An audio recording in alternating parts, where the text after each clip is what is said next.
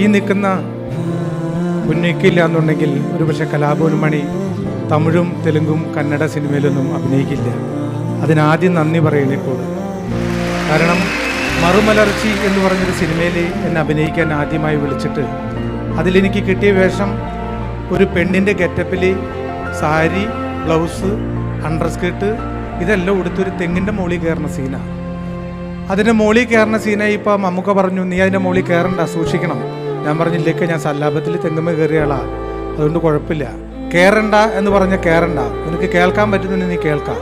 അങ്ങനെ മമ്മൂക്കയുടെ വാക്ക് കേൾക്കാതെ കണ്ട് ഞാൻ ഈ ലേഡി ഗെറ്റപ്പിൽ തെങ്ങിൻ്റെ മുകളിൽ കയറി.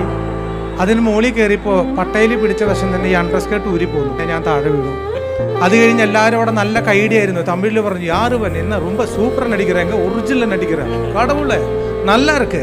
എല്ലാവരും കൈയടിച്ചു. കുറച്ച് കഴിഞ്ഞ് കസേരയിൽ തന്നെ ഇരുത്തിയിട്ട് ഇങ്ങനെ കൊണ്ടുപോയപ്പോഴാണ് മനസ്സിൽ ഞാൻ താഴെ വീണതാണ്.